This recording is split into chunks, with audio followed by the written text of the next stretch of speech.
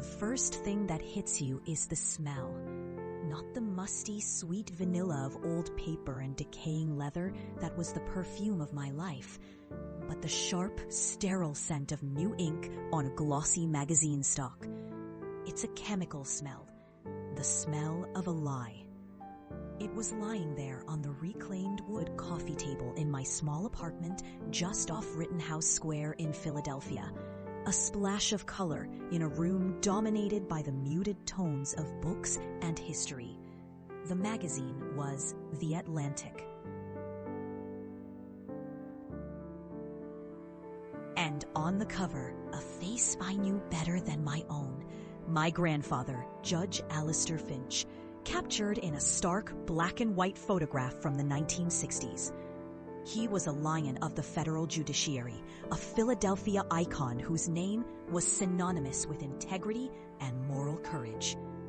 But it wasn't his revered image that made my blood run cold. It was the headline slashed across his chest in a brutal sans serif font. The skeletons in the robes, a grandson's reckoning with a family myth. Then below that, the byline that tore my world from its foundations. By Leo Finch, my brother. My breath hitched in my throat.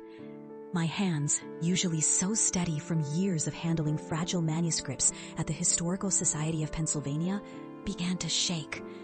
I sank onto my worn armchair, the magazine feeling impossibly heavy, like a tombstone. For the past 6 months, I had been living a secret life, one of deep and profound connection with the man on that cover. After our grandmother passed, I had been tasked with clearing out their old house in Chestnut Hill. In the back of a cedar closet, tucked away in a dusty steamer trunk, I had found them. My grandfather's private journals, decades of them. They were not the measured judicial prose of his legal opinions. They were raw, human, and achingly beautiful. They were filled with his fears, his secret doubts about the law, his passionate and sometimes turbulent love for my grandmother, and his unvarnished thoughts on the cases that defined his career. It was the real man, stripped of the myth. I knew, with the certainty of a calling, that this was my life's work. To transcribe them, to curate them, to one day write a biography that would show the world the true, complex, and magnificent man behind the marble statue. It was a sacred trust, a conversation across time with the man I had adored, and I had shared it all with Leo. I remembered the late-night phone calls, my voice hushed with excitement as I read him passages. Leo, the golden boy, the charismatic journalist already making a name for himself in D.C., had seemed so supportive. "This is incredible, Clara," he'd said, his voice buzzing with energy. "You have to be careful with this. It's dynamite." His questions were sharp, incisive. Did he ever talk about the Carmichael case off the record? Were there any other women? What were his private thoughts on Hoover? I, in my naive trust, saw his questions as journalistic rigor, a shared excitement for the project. I saw a brother helping his quiet academic sister navigate a world-shattering discovery. I didn't see the quarrying. I didn't see the gleam of ambition in his eye. I didn't see the betrayal taking shape. With trembling fingers, I opened the magazine. The article was a masterpiece of character assassination. Leo had taken every doubt, every moment of human weakness, every private confession, and weaponized it.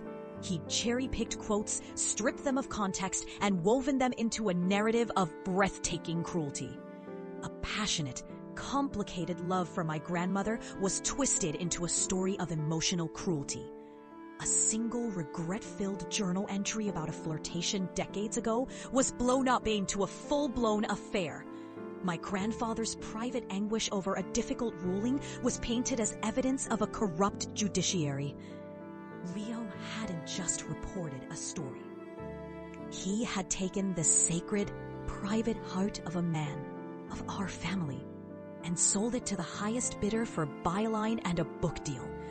The brother I loved, the one who taught me how to ride a bike and held my hand at our father's funeral, had used my trust as a key, unlocked our family's most intimate secrets, and set our house on fire. The smoke was on the cover of a national magazine, and my world was burning down around me. Before the fire, my life had been quiet, ordered, and deeply fulfilling. I was a person who found solace in the past. While Leo was chasing headlines, I was happy in the hushed, climate-controlled rooms of the Historical Society. My job as a junior archivist, a perfect fit for my temperament. My days were spent with the ghosts of Philadelphia's past, handling letters penned by Revolutionary War soldiers, cataloging the diaries of 19th century socialites, feeling the tangible connection to stories that had long since ended. It was meticulous, patient work, and I loved it. My family, the Finches, were a Philadelphia institution. The name carried weight, opening doors and commanding a certain respect, all thanks to my grandfather. Alistair Finch wasn't just a judge, he was a moral compass for the city. He'd been appointed by Kennedy, served for 40 years, and his opinions were taught in law schools. Growing up, our house was filled with pictures of him, with presidents, with civil rights leaders. He was a titan, but to Leo and me, he was just Grandpa. He was the one who smelled of pipe tobacco and old books, would let us sit on his lap in his enormous leather chair and tell us stories, not of courtrooms, but of growing up in a city of cobblestones and gaslights. Leo was always the one destined to carry the torch. He had our grandfather's charisma, his way with words, his effortless confidence. I was the quiet one, the keeper of the flame. I was the one who, after Grandpa passed, spent my weekends organizing his library, treating each book as a sacred object. We were two sides of the same coin. He, the public face of the legacy, I, its private guardian. There was never a rivalry, only a deep, abiding love and a shared sense of duty. Or so I thought. Finding the journals felt like the culmination of my life's purpose. It was a cold Saturday in January when I finally worked up the courage to open the old steamer trunk in the attic. The hinges groaned in protest. Inside, nestled amongst my grandmother's wedding dress and yellowed newspaper clippings, were 24 leather-bound volumes. My heart pounded. I opened the first one. September 12th, 1952. The air grows crisp. A feeling of change is upon us, both in the city and in my own heart. His handwriting was elegant, precise. It was him. I spent every spare moment for the next 6 months in a state of feverish, secret joy. I bought a special archival scanner and a transcription foot pedal. My small apartment became a sanctuary dedicated to his voice. I was piecing together the story of his life, not the public one, but the real one. I learned of his secret passion for poetry, his struggles with faith, his profound terror the night my father was born. It was an act of love, an act of restoration. My first call was to Leo. I had to share it with someone, and who else but him? Leo, you're not going to believe what I found, I whispered into the phone, as if the ghosts in my apartment were listening. His excitement mirrored my own. We talked for hours. I started sending him transcribed pages via a secure cloud link. He'd call me back full of insights. This part about the Teamsters, Clara, this is explosive. Does he mention Jimmy Hoffa by name? This woman he mentions, Eleanor. Search the public records. See if you can find out who she was. His questions guided my research. He was helping me build the scaffolding for the biography I planned to write. He was my partner. Looking back, I see the horrifying truth. I wasn't his partner. I was his unpaid research assistant. I was the insider, the source. I was so blinded by my love for my grandfather's memory and my trust in my brother that I meticulously gathered the stones he would later use to stone us all. The last time we spoke before the article came out, I'd shared a particularly painful passage from 1975, where my grandfather confessed to a period of heavy drinking after a case that had deeply disturbed him. It was a raw, vulnerable admission of a man grappling with the moral weight of his work. I remember telling Leo, this is the kind of honesty that makes him even more heroic. It shows his humanity. There was a strange pause on the other end of the line. Then he said, his voice smooth as silk, "You're right, Clara. It shows his humanity." That quote was in the article. Ripped from its context of pain and struggle, it was presented as proof of a high-functioning alcoholic on the federal bench. My own words, my own interpretation, had been twisted and used as part of the betrayal. He hadn't just stolen the journals, he'd stolen my heart's understanding of them. The phone call with him after I read the article was short and brutal. "How could you?" I sobbed, sinking to my kitchen floor. The magazine spread out before me like a body at a crime scene. "Clara, you need to calm down and think rationally." His voice was cold, distant. The warm, engaged brother was gone, replaced by a calculating professional. "It's a powerful story. It's the truth." "It's not the truth," I screamed. "It's a violation. You took his words, our family's history, and you desecrated it for a headline." "I'm a journalist," he said, the words sharp and defensive. "My job is to expose the truth, not protect family myths. This is the biggest story of my career. It's going to change everything for me." "It already has," I whispered, my voice breaking. "It's changed everything for all of us." I hung up. The silence that followed was more deafening than any scream. It was the silence of a family torn apart, of a sacred trust incinerated, of a love so profound it had become a weapon of mass destruction. The collapse was not a fall. It was a slow, agonizing slide into a gray, featureless abyss. The first casualty was my job. How could I walk back into the historical society, a place dedicated to the respectful preservation of the past, when my own family's history was being shredded in the public square? The thought of facing my colleagues, their pitying or curious glances, was unbearable. I sent a brief formal resignation email and never went back. The public fallout was a Category 5 hurricane. Leo's article went viral. It was discussed on cable news, debated in op-eds. The name Finch, once a symbol of integrity, was now synonymous with scandal and hypocrisy. My grandfather was no longer a hero. He was a fallen idol, a fraud, and I, by extension, was either a naive fool or a willing accomplice. My parents were caught in an impossible position. My mother's tearful phone calls were a blur of confusion and anger. "How could you show him those journals, Clara? You know how ambitious he is!" My father, a quieter man, was simply broken. The shame was a physical presence. They were trapped between their two children, the one who had detonated the bomb and the one who had unwittingly supplied the materials. Our family gatherings, once a source of comfort, ceased to exist. The lines of communication frayed and then snapped. I was an island. I began to physically shrink. My world narrowed to the four walls of my apartment. I stopped answering the phone, stopped checking email. The city outside, with its historic cobblestone streets and proud statues, felt like a personal mockery. I'd look out the window and see ghosts. I'd walk past the courthouse and feel a wave of nausea.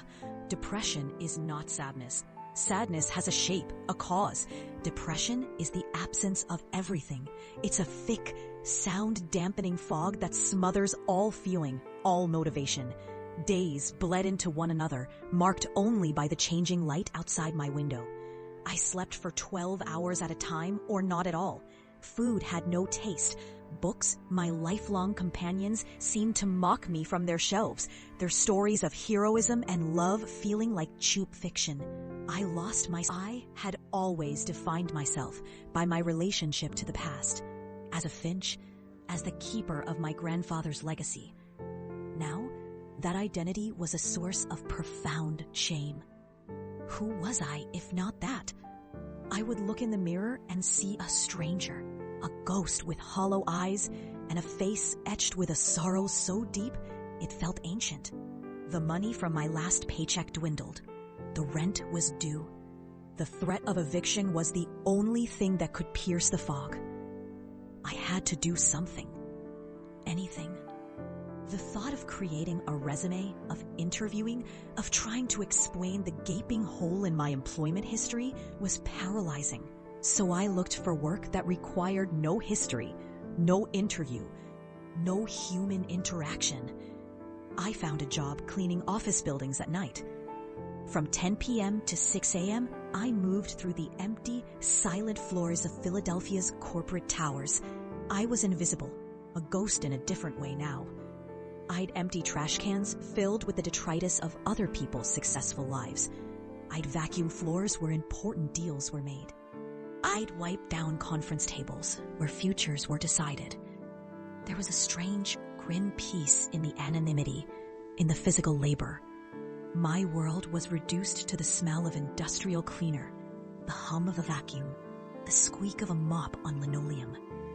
During those long, silent nights, surrounded by the sleeping city, I wasn't Alistair Finch's granddaughter or Leo Finch's sister. I was nobody. And for the first time in a long time, being nobody felt safer than being somebody. It was the absolute bottom, a foundation of concrete and grime from which there was nowhere to go but up. The ascent was not a climb, it was a crawl. The night shift cleaning job saved me from homelessness, but it was soul-crushing. The isolation was profound. My only companions were the flickering fluorescent lights and the ghosts of the day's activities. I started listening to podcasts to fill the silence, anything to drown out the endless loop of my own thoughts. I started with true crime, then history, and then, randomly, I downloaded a series on animal behavior. The first episode I listened to was about the rehabilitation of shelter dogs. It detailed the work of trainers who specialized in dogs deemed unadoptable due to trauma, fear, and aggression. The narrator spoke about reading a dog's history in its behavior, the flinch, the growl, the refusal to make eye contact. He spoke of patience, of building trust in tiny increments, of creating a safe space where a broken spirit could begin to heal. I found myself sitting on the floor of an empty law office at 3 a.m., tears streaming down my face. I wasn't just listening to a story about dogs. I was listening to a story about me. The next day, on my way home from my shift, bleary-eyed and exhausted, I walked past an animal shelter, the PSPCA on Erie Avenue. I stopped. Through the window, I could see rows of cages, and in one, a skinny brindle dog, a pit bull mix, was curled into the tightest possible ball at the very back of his kennel, trembling. His entire being was a testament to fear.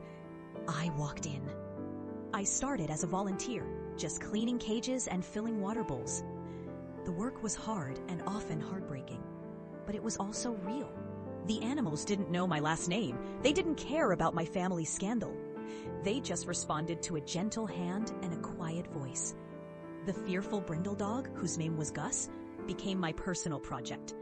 I would just sit outside his kennel for an hour every day after my shift, not looking at him directly, just being a calm, non-threatening presence. After a week, he stopped trembling when I was there. After 2 weeks, he lifted his head. On the 19th day, he took a piece of boiled chicken from my outstretched hand. The feeling of his soft mouth on my palm was like a jolt of electricity, a connection to another living being that I thought I'd never feel again. This became my search. I devoured books on canine behavior. I watched countless hours of training videos. I discovered that the meticulous patience and observational skills I had honed as an archivist were perfectly suited to this work. I could read the subtle shifts in a dog's posture, the flick of an ear, the tightening of a muscle, and understand the story it was telling. I was still a historian of a sort. But my subjects were no longer dead people. They were living, breathing creatures whose pasts were written in their scars and their fears. I started formal therapy again, with a new purpose. I needed to heal myself if I was going to be strong enough to help these animals. My therapist helped me understand that Leo's betrayal was about his own weakness, his own desperate need for validation, not my lack of worth. She helped me rebuild the fragile truce with my parents, who were also grieving. helping me see them not as my accusers, but as fellow victims of Leo's ambition. After a year, I quit the cleaning job. I took a full-time position at the shelter, and I started to build a reputation. I was the one who would take on the red line dogs, the ones no one else could handle. I wasn't a miracle worker. I had failures, dogs I couldn't save, and they broke my heart. But the successes were transcendent.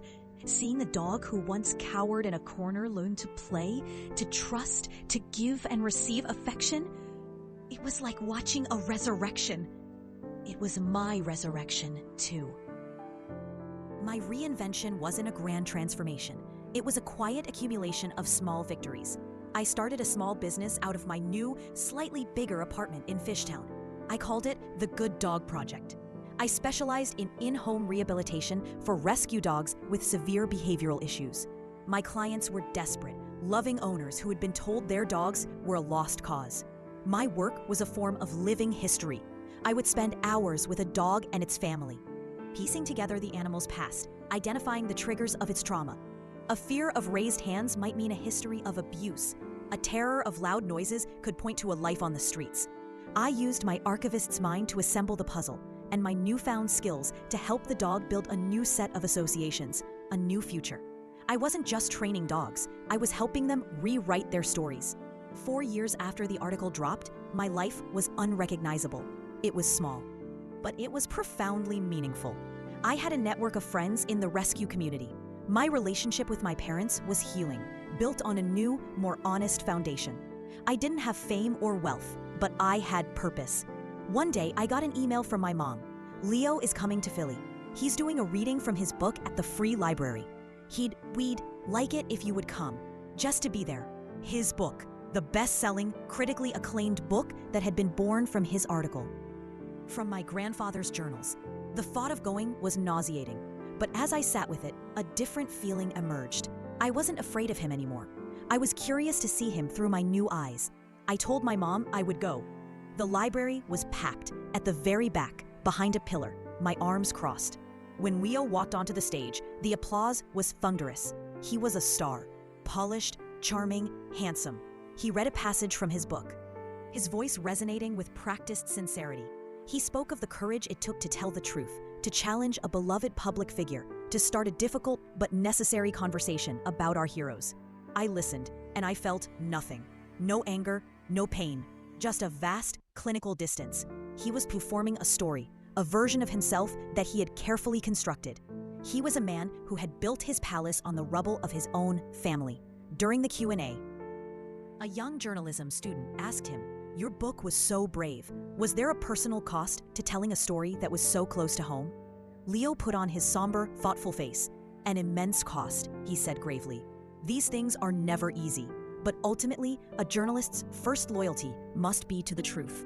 I almost laughed out loud. His loyalty was to himself. He had taken our family's truth, a complex, messy, beautiful truth, and flattened it into a commodity. He was trapped in the narrative he had sold, forever needing to justify it, to perform his role as the brave truth teller. Our eyes met across the crowded room. He saw me. I saw the flicker of recognition, the brief faltering of his confident smile. He knew in that instant that I was not broken. I was not the ghost he had left behind. I didn't need to say a word. My presence was enough. My peace was my rebuttal. I turned and walked out of the library before the applause started up again, leaving him alone on his stage under the bright, hot lights. My closure didn't happen in that library. It happened the next day. I was at a park in South Philly with my most challenging case yet, a Belgian Malinois named Echo, who had been used as a bait dog and was terrified of everything. For weeks, we'd made almost no progress. We were sitting under a large oak tree, the city humming around us. I wasn't trying to train her. I was just being with her, radiating calm, letting her know I was a safe harbor. I didn't expect anything from her. After an hour of silence, she army crawled the few feet that separated us and cautiously, gently, rested her head on my knee. Her body was still tense, but it was a gesture of profound trust, a bridge across the chasm of her fear. I rested my hand on her back, feeling the gentle rise and fall of her breathing, and my own heart felt suddenly, completely whole. That was it. That was the victory. It wasn't about confronting my brother or reclaiming my family's name.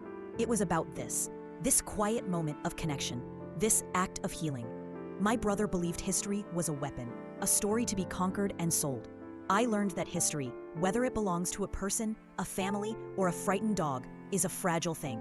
It's a wound that needs to be cleaned, tended to, and respected. You don't expose it to the harsh glare of the world. You create a safe space where it can finally heal. My life's work is no longer about preserving the neat, cataloged stories of the dead. It's about participating in the messy, ongoing, and sacred stories of the living. I didn't get my old life back. I built a new one, a better one, a truer one. It's a life built not on the grand pedestals of public legacy, but in the quiet, patient work of mending what is broken, one good dog. One healed heart at a time. And in that work, I found a peace more profound than any history book could ever describe. I found my own.